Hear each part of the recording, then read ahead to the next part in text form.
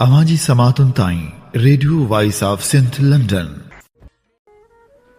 हुन तारे हुन जाए हुत मुजा सुपरी सजण माखी साए कोड़ा पवन में कॾहिं।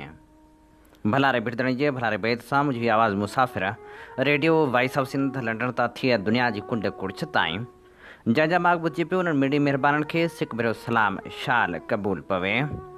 23 अगस्त 2025 छंछर जे ॾींहुं प्रोग्राम सोच वीचार साण करे आऊं अव्हां जी ख़िदमत में हाज़िर अव्हां जो पंहिंजो मेज़बान हबीब लगारी। प्रोग्राम जी शुरूआत में अव्हां लाइ इहा ई दुआ त शाल जितो हुजो, सुख सलामती सां हुजो, कॾहिं बि ॾुखियो ॾींहुं न ॾिसो ऐं कॾहिं बि अव्हां जूं मुर्कूं मेरियूं न थियनि। दुनिया जे कुंड कुड़छ ते जिते बि रहो सिंध लाइ, सिंध वासियुनि लाइ ऐं दुनिया जे मसलूम माण्हुनि लाइ जा खोड़ींदा रहो।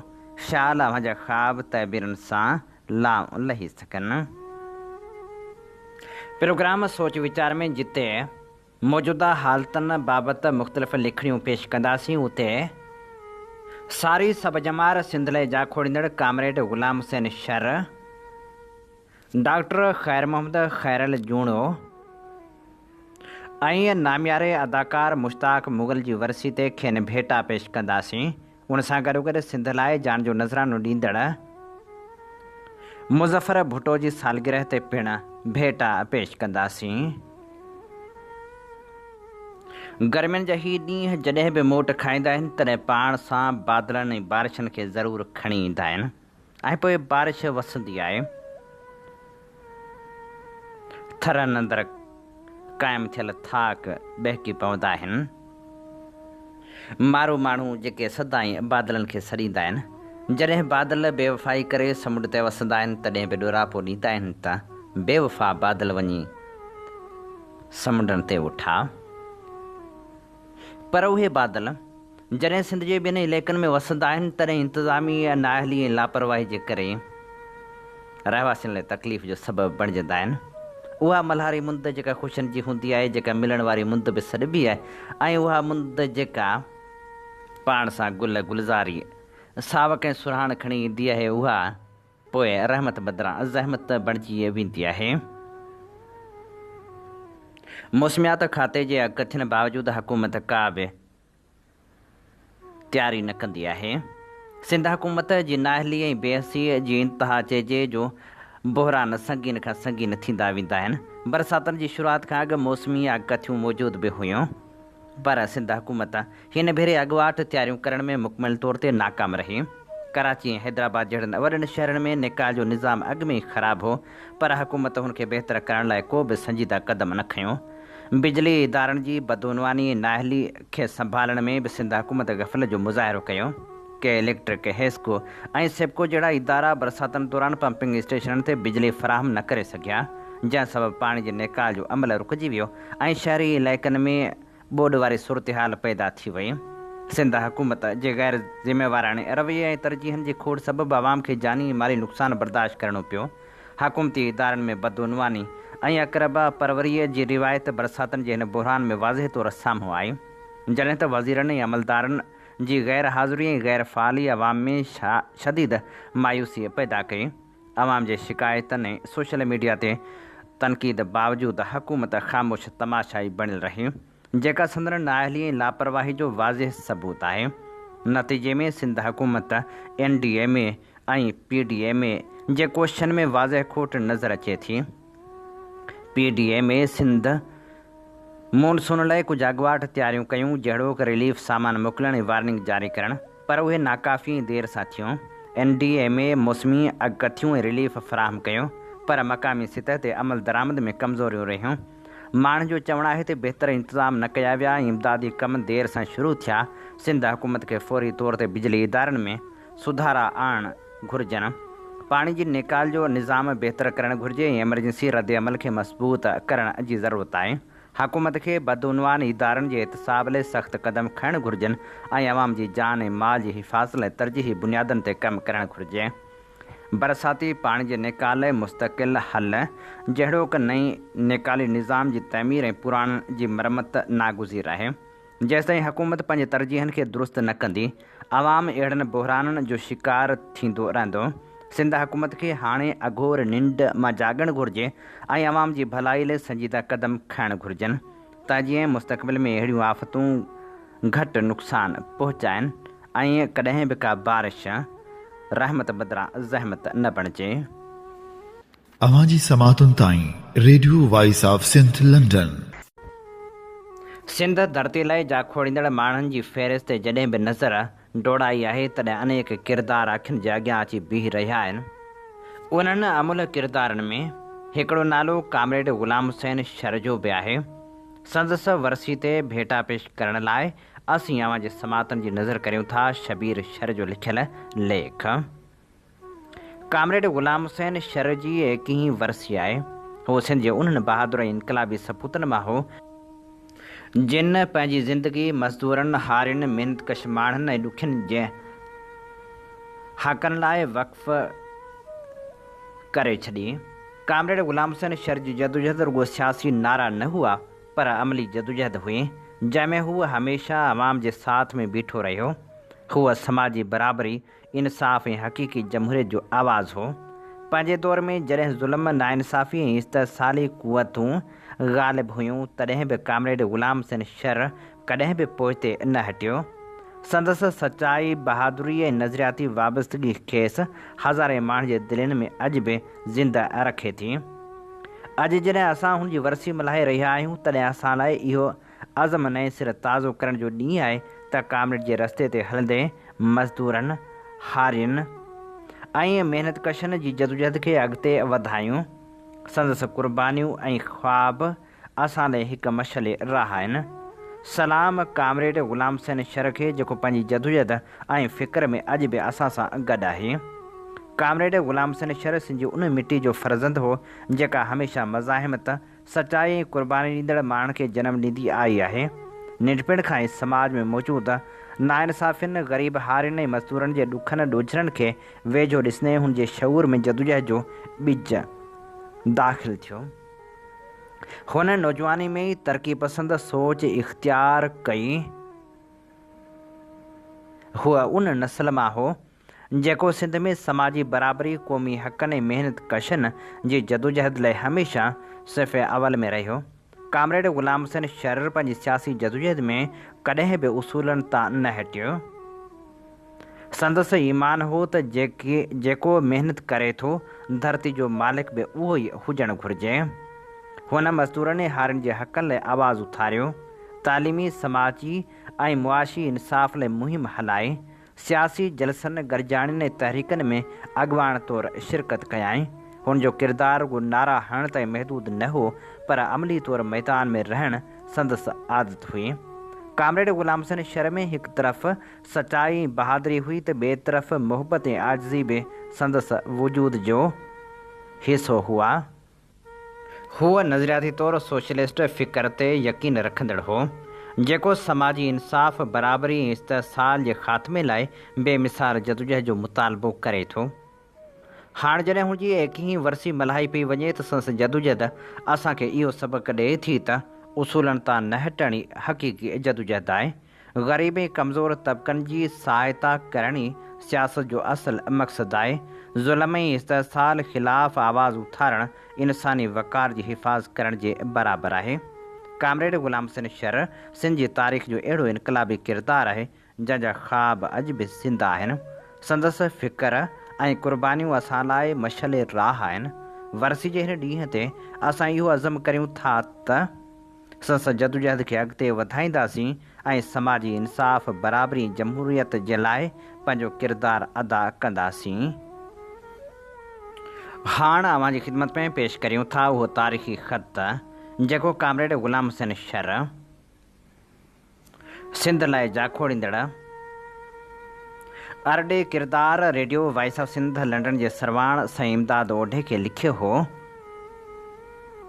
1973 धारे लिखियल ख़त में ग़ुलाम हुसैन शर लिखे थो, प्यारा भाउ, प्यारा साथी, जिए सिंध जिए पोहरियत हारी मज़दूर। अदा साईं, जीअं अॼु सखर खां ॻोठ पहुतुसि त मुंहिंजी न्याणी अव्हां जा बुक पोस्ट थियल पंफलेट ऐं उन में अव्हां सॼण जो सनीहो बि हुयो अची मुंहिंजे अॻियां रखिया। मूं पढ़ी अखियुनि ते रखियो। अदा साईं अहिड़ो त मुंझारो थी पियो हुअसि जंहिं वक़्तु अखरनि ते नज़र पई नेण ठरी पिया, मौज लही वेई। अदा साईं बराबरि असांजे इरादनि खे जेल गोलियूं कॾहिं बि पंहिंजे पाक इरादे खां हटाए कोन था सघनि। अदा साईं आऊं हर वक़्तु अव्हांजी आवाज़ खे लबैक चवंदुसि। तव्हां ऐं असांजो आवाज़ु हर महिनत कशे पोहरे जो आवाज़ु आहे।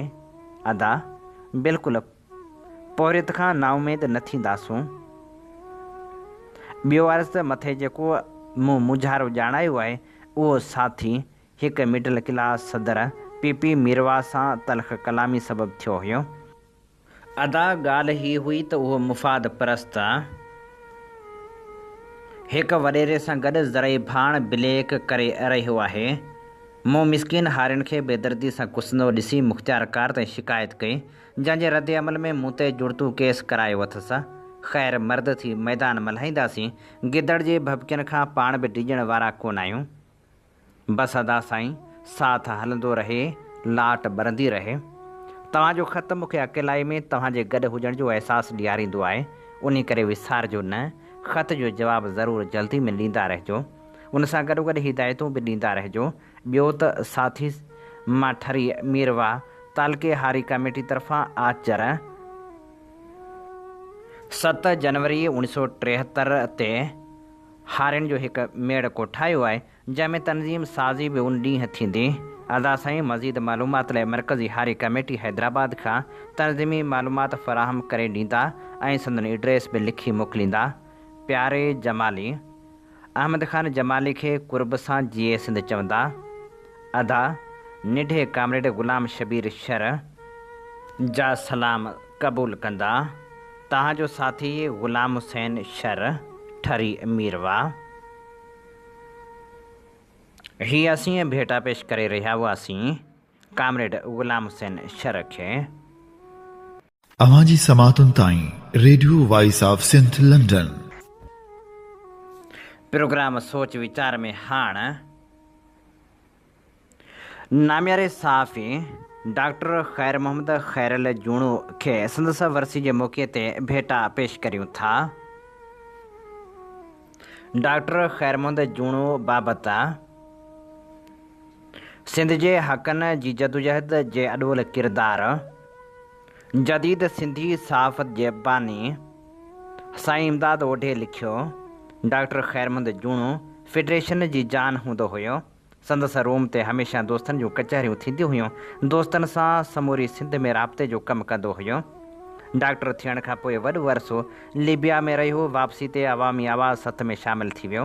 हुन सां नवाब शाह मां सालेह बिलू, ग़ुलाम रसूल ज़रदारी, इनाम रिंद ऐं ॿिया दोस्त गॾु हुआ। साईं इमदाद ओढो खे लिखियल ख़त में ख़ैर मोहम्मद जूणो लिखे थो। मिठा भाउ इमदाद अली जीए सिंध। अहवाल त अदा ई ॿियो ख़त लिखां पियो, जीअं तव्हांखे कुझु नाइब सदर जी हैसियत में हिदायतूं ॾियां। अदा हिते हिन वक़्तु जीए सिंध वारा प्रोपेगेंडा पिया कनि त इमदाद अली ओढो वज़ीर आला सिंध सां मुआइदो कयो आहे ऐं आराम सां घरु वेठो आहे। उन करे हुनखे गिरफ़्तार नथो कयो वञे ऐं इमदाद खे हुकूमत में आफ़ीसर था कनि। हीअ आहिनि तुंहिंजे दोस्तनि जा अहवाल। उन करे हुकुम थो कजे त अदा हिकु हंधि वेहण मां कहिड़ो फ़ाइदो। तव्हां महिरबानी करे वेझे ब्रांचनि ॾांहुं वञो। थी सघे त सिंध लाइ निकिरी पोइ ऐं दौरो कयो। नज़ीर अब्बासी जेको मुंहिंजे भरिसां वेठो आहे चवे थो त जेकॾहिं दौरो नथो करे सघीं त उनखां बहितर आहे त जेल हलियो वञे त पोयां पिया गोड़ करियूं ऐं बयानु कढूं। हिते कमु ठीकु पियो हले। नज़ीर अब्बासी जो ईंदड़ महीने खां सिंध जो दौरो शुरू थींदो। हिकु दोस्त कराची जो बि खणण जो इरादो अथसि। ख़ुदा ख़ैरु कंदो त कमु ठीकु थी वेंदो। ताज बलोच ज़माना जी कोशिशि करे पियो। तो ते बि जेकॾहिं DPR न आहे त पोइ छो नथो ज़मानत जी कोशिशि करीं। वधीक अहवाल त खून जो केस कोर्ट में चालान थिए त तव्हांजी ताज बलोच जी रेस्टिकेशन खे बैरिस्टर अज़ीज़ुल्लाह मार्फत कोर्ट में चैलेंज कयो वेंदो। उन बारे में अज़ीज़ुल्लाह शेख वारनि सां अॻुवाट ॻाल्हियूं थी चुकियूं आहिनि। फ़क़्तु तव्हांजो ख़ैरल जूणो। डॉक्टर ख़ैर मोहम्मद ख़ैरल जूणे बाबति असद कीरियो लिखे थो। मुंहिंजे नवाबशाह जे तालके काज़ी अहमद जे ॻोठ मीर मुहम्मद जूणो सां तालुक़ रखंदड़ खाबीधुर जे नामियारे किरदार बरख साफ़ी कामरेड डॉक्टर ख़ैर मोहम्मद खैरल जूणो जे विछोड़े जी 8वीं सार आहे। लॻभॻि 1954 धारे नवाबशाह काज़ी अहमद रोड ते वाक़िअ तारीख़ी ॻोठ मीर मुहम्मद जूणो में जनम वठंदड़ डॉक्टर ख़ैर मोहम्मद खैरल जूणे नवाबशाह जी अहम तइलीमी इदारे DC हाई स्कूल नवाबशाह में मैट्रिक पास करे गवर्नमेंट डिग्री कॉलेज नवाबशाह में इंटर पास कई ऐं लियाकत मेडिकल कॉलेज जामशोरो जेका अॼुकल्ह लम्स जे नाले मेडिकल यूनिवर्सिटी तौरु कमु करे रही आहे उन मां MBBS कई ऐं प्रोफेशनल ज़िंदगी जी शुरूआति कई। डॉक्टर ख़ैर मोहम्मद खैरल जूणे स्कूल जे ज़माने खां खाबीधुर जी सियासत तरफ़ लाड़ो रखियो। नवाबशाह में उस्ताद मोहम्मद सालेह बिलू सां संदसि वेझड़ाई रही। कॉलेज जे ज़माने में हुन नेशनल स्टूडेंट्स फेडरेशन में सरगर्म किरदारु अदा कयो। शहीद नज़ीर अब्बासी कामरेड जाम साकी इमदाद चांडियो ऐं सैयद रशीद अहमद शाह सां संदसि घणी वेझड़ाई रही। उन वक़्तु हुन खाबीधुर जी सियासत में मुतहरिक किरदारु अदा कयो जंहिं बाद अचानक पाण प्रोफेशनल कैरियर जे हवाले सां लीबिया वियो ऐं हिकु वॾो वक़्तु हुन उते हिकु डॉक्टर जी हैसियत सां ख़िदमतूं सर अंजाम ॾिनियूं जंहिं बाद हू वापसि पंहिंजी धरती ते पहुतो ऐं पंहिंजे पुराणनि रफ़ीक़नि सां मिली रोज़ानी अवामी आवाज़ कराची जा शेयर ख़रीद करे डॉक्टर जबार खटक जो बांह ॿेली बणियो ऐं ज़िंदगी जी आख़िरी घड़ी ताईं रोज़ानी अवामी आवाज़ कराची जी मैनेजमेंट जो हिसो रहियो। खेसि रोज़ानी अवामी आवाज़ कराची जी ऑफिस में अॼु खां 8 साल अॻु 22 अगस्त 2017 ते दिलि जो दौरो पियो। खेसि बर वक़्तु इस्पताल पहुचाए वियो पर हू लाॾाणो करे चुको हो। डॉक्टर ख़ैर मोहम्मद खैरल जूणो मुंहिंजी सहाफ़त में उस्ताद मोहम्मद सालेह जो इंतिहाई वेझो दोस्त हो। उस्ताद मोहम्मद सालेह सां गॾु साणसि खोड़ सारियूं मुलाक़ातूं ऐं कचहरियूं रहियूं। अलाह साईं दर संस दर्जात जी बुलंदी लाइ दुआगो आहियां। अवां जी समातुनि ताईं radio voice of Sindh London. अॼु सिंध धरती लाइ जान जो नज़रानो ॾींदड़ सिंध जे अॾे पुट मुज़फ़र भुट्टो जी सालगिरह मल्हाए पई वञे। खेसि भेटा पेश करण लाइ असीं अवां जे समातनि जी नज़र करियूं था अली नवाज़ आरिसर जो लिखियल ख़ूबसूरत लेख। जेको मुल्क ग़ुलाम हूंदो आहे उन मुल्क जी क़ौम ग़ुलाम हूंदी आहे। उन जी ॿोली उन जो कल्चर उन जी तहज़ीब उन जी सुञाणप गुमनाम हूंदी आहे त उन मुल्क जी धरती बाग़ी पुटनि खे जनमु ॾींदी आहे जेके पंहिंजी ॿोली ऐं लोली जी सलामती जी जंग विढ़ंदे पंहिंजी अमड़ जी थञ मल्हाईंदा आहिनि जिन ते सदियुनि ताईं धरती फ़ख़्रु कंदी आहे। तारीख़ जे वर्कनि में उहे बाग़ी पुट अमर लिखिया वेंदा आहिनि। सिंध धरती बि अहिड़ी ग़ुलामी जी धुॿण में सदियुनि खां घेरियल आहे ऐं न ॼाण केतिरे अरसे खां नौजवान पंहिंजी अमड़ जी सीं जो सिंदूर बचाइण लाइ पंहिंजे रत जो तिलक लॻाईंदा रहिया आहिनि। अहिड़नि नौजवाननि में सेवण जाओ मुज़फ़र भुट्टो बि हिकु आहे जंहिं ते धरती सां गॾु पूरी क़ौम खे फ़ख़्रु आहे। सिंध धरतीअ जी लोई ऐं लज जो मुहाफ़िज़ मुज़फ़र भुट्टो 1970 धारे सेवण शहर में जाओ। प्राइमरी मैट्रिक जी तालीम सेवण मां हासिलु करण बाद पॉलीटेक्निकल कॉलेज दादू मां इंजीनियरिंग जी तालीम हासिलु कयाई। नंढे हूंदे खां मुतहरिक ज़हन रखंदड़ क़ौमी दर्द सां आशना नौजवान हो। सिंधी ॿोली क़ौमी ॿोली तहरीक बंगाल साने MRD जी तहरीक हुन जे ज़हन में सिंध परस्ती जो रूह फूकण जो कमु कयो। 1985 में साईं GM सैद जी क़ौम परस्ती वारे फ़िक्र खां मुतासिर थी बाक़ाइदे GA सिंध स्टूडेंट्स फेडरेशन जो मेंबर थियो पर उन खां अॻे मक़ामी सतह ते केतिरनि अहम मामलनि में सियासी सुजाॻी आणण लाइ मुतहरिक थी कमु कयाई। GA सिंध क़ौमी मुहाज़ जे ठहण बाद उन जो जॉइंट सेक्रेटरी मुक़ररु थियो ऐं GA सिंध पोरित संघ जो मर्कज़ी अॻुवाण बि रहियो। मुज़फ़र भुट्टो हिकु नज़रियाती कारकुन हो जंहिं करे हुन सिंध जी आज़ादी जी प्रचार कंदे सिंध जे नए नस्ल जे ज़हन में आज़ादी जी जोत जाॻाई। संदसि शौरी प्रचार सबबि केतिरा ई नौजवान क़ौमी काफ़िले में कुॾी काहे पिया ऐं अहिड़ा त धरती जे इश्क में रची रेटा थिया जो पोइते मोटण मेणो सम्झण लॻा। अहिड़नि अॾोल ऐं सरकश नौजवान जी रहनुमाई कंदे मुज़फ़र इश्क जी अहिड़ी राह ते निकिरी चुको हो जितां खे सिर्फ़ु ऐं सिर्फ़ु आज़ादु सिंध नज़र अचणु लॻी हुई ऐं पाण उन आज़ादु सिंध जे सपन जी साभियां लाइ ॾींहुं राति जुस्तजू कंदो रहियो। मुज़फ़र भुट्टो जिते सिंध जी सञाह जे दिलनि में धड़कन बणिजंदो वियो उते हूअ वक़्त जे नाम निहाद रियासत जी अखि जो कंडो बि बणिजंदो वियो। मुज़फ़र भुट्टो तनज़ीम साज़ी जो तमामु वॾो माहिर हो जंहिं करे हुन तनज़ीम कारी में केतिरा ई उसूल ऐं ज़ाब्ता क़ाइमु कया। जेके कारकुननि खां वेंदे क़यादत ताईं सभिनी खे निहायती घणा पसंदि आया। मुज़फ़र भुट्टे जॾहिं ॾिठो त हाणे हिन रियासत जे अॻियां पुरअमन जदोजहद पंहिंजी हैसियत जी माना वञाए वेठी आहे त हुन शफ़ी मोहम्मद बुरफ़त, समीउल्लाह कलोड़े ऐं असगर शाह सां गॾिजी जीअं सिंध मुतहदा मुहाज़ ठाही, जंहिंजो पाण पहिरियां सेक्रेटरी जनरल ऐं पोइ वाइस चेयरमैन थियो ऐं मरकज़ी ऐं सेंट्रल कमेटियुनि जो बि मेंबर रहियो। मुज़फ़र भुट्टे जीअं त इंजीनियरिंग जी डिग्री हासिलु कई हुई, जंहिं डिग्रीअ जी बदौलत 1990 में लाखड़ा पावर हाउस में सब इंजीनियर मुक़ररु थियो ऐं आख़िर ताईं उते मुलाज़िम रहियो। जीअं त मुज़फ़र भुट्टो हिकु पढ़ियो लिखियो ऐं बाशऊर नौजवान हो, जंहिं करे हुन नौकिरी जा फ़राइज़ बि नेक नियती सां सरअंजाम ॾिना। हुन नौकिरी दौरान न सिर्फ़ु पंहिंजे घर खे वक़्तु ॾिनो, पर हुन पंहिंजो घणो वक़्तु तनज़ीम लाइ वक़्फ़ु कयो ऐं हुन केतिरा ई अमली कम सरअंजाम ॾिना।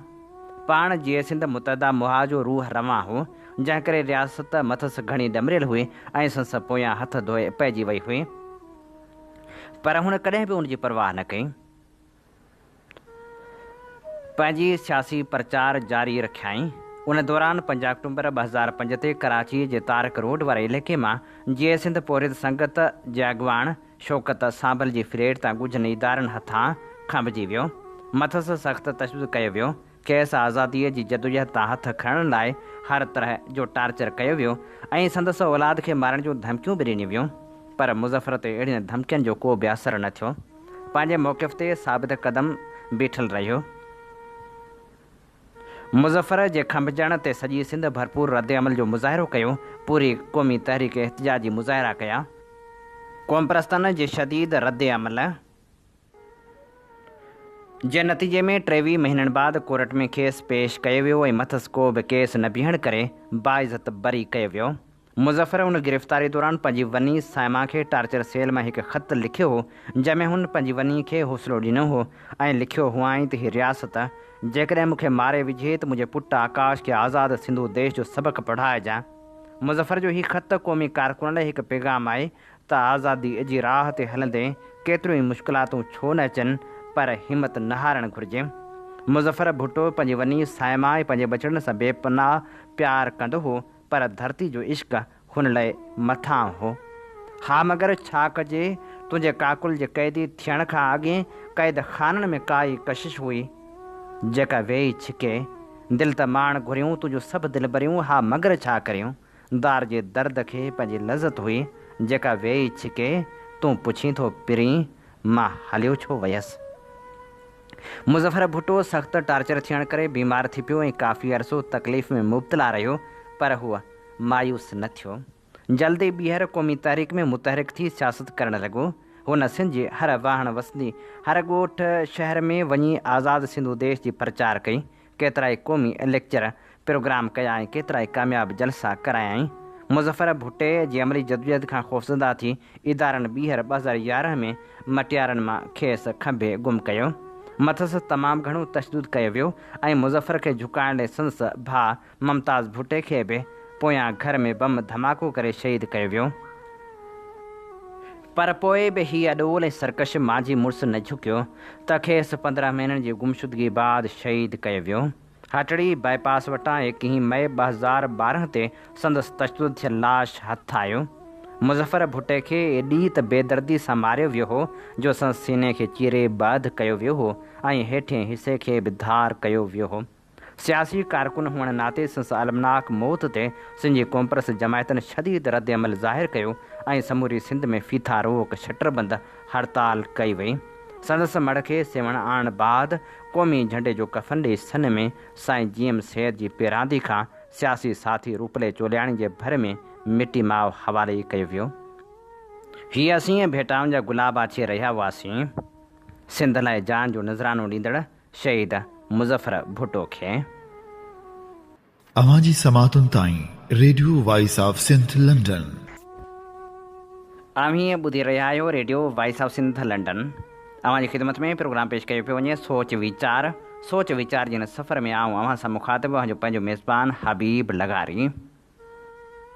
अॼु 23 अगस्त सिंधी फिल्मनि ऐं ड्रामनि जे नामियारे अदाकार मुश्ताक मुग़ल जी यादि जो ॾिहाड़ो आहे। अॼु मुश्ताक मुग़ल जी 69वीं वरसी मल्हाई पई वञे। नाम्यारे अदाकार मुश्ताक मुगल खे भेटा पेश करण लाइ संदसि लाइक़ फर्ज़ंद डॉक्टर अहमद शुजा जो लिखियल लेख अव्हां जे समातनि जी नज़र करियूं था। सिंधी फिल्मनि ऐं ड्रामनि जे नाम्यारे अदाकार मुश्ताक मुगल जी अॼु 29वीं वरसी आहे। मुश्ताक मुगल हिंद सिंध जी पहिरीं सिंधी फिल्म एकता में पिणु कमु कयो, जॾहिं त संसद ॿिनि फिल्मनि में सिंधड़ी तां सदके, सोढा पुट सिंध जा, धरती लाल कुंवार, परदेसी ऐं प्यार, रंग महल ऐं बादल शामिल आहिनि। हे उहो वक़्तु हो जॾहिं सिंधी फिल्म इंडस्ट्री कामयाबी जा ॾाका चढ़ी रही हुई ऐं हिक ॿिए पुठियां हिट फिल्मूं अची रहियूं हुयूं। मुश्ताक मुगल नाम्यारे अदीब अमर जलील जे ज़ोर भरण ते फिल्म अदाकारी कई हुई, जंहिं लाइ हिदायतकार खे सिर्फ़ु 500 मुआवज़ो ॾिनो हो, जॾहिं त हूअ उन वक़्तु 1000 रुपया मुआवज़ो वठंदो हो। मुश्ताक मुगल आलमी सकाफ़ती ड्रामनि में एवार्ड माणींदड़ दुंगी मंझि दरिया ड्रामे में पिणु यादगार किरदारु अदा कयो हो, जेको सिंध जे मलाहनि जी रहणी कहणी ते ॿधलु ड्रामो हो। अली बाबा जे लिखियल हिन ड्रामे खे 1975 धारे जर्मनी में थींदड़ इंटरनेशनल ड्रामा फेस्टिवल में अंग्रेज़ी में तर्जुमो कराए पेश कयो वियो हो ऐं पोइ हिन ड्रामे सॼी दुनिया जे ड्रामनि में 3 नंबर इनाम माणियो हो। मुश्ताक मुगल समेत हिन ड्रामे जे अदाकारनि में नूर मोहम्मद लाशारी, ज़रीना बलोच, अनवर बलोच समेत ॿिया बि वॾा अदाकार शामिल हुआ। हिन तारीख़ी ड्रामे जी अहमियत इन करे बि आहे जो दंगी मंझि दरिया जॾहिं नशर थियो हो ऐं ज़ुल्फ़कार अली भुट्टो खे ॾेखारियो वियो त भुट्टे साहिब जे हुकुम ते सिंध जे माहिगीरनि तां ठेकेदारी निज़ाम ख़तमु करायो वियो हो। मुश्ताक मुगल खे PTV ते अब्दुल करीम बलोच 1970 में मुतारिफ़ करायो। हुन जे मशहूरु TV ड्रामनि में रूह जा रिश्ता, वाट, इलाज, उमास, बवाटो, ईद थी वई, अरोड़ जो मस्त, बानी, बख्शू, नओं सिज, पारस, हीअड़ो मूं लूण थे, रोशनी जी तलाश, मूं में आहीं तूं, 22, लालण, गुनहगार, सुख जी वस्ती, बालीशाही, जोगी ते जड़ाव, हूंदा से हयात ऐं ॿिया ड्रामा शामिल आहिनि जिन में अदाकारी कयाई।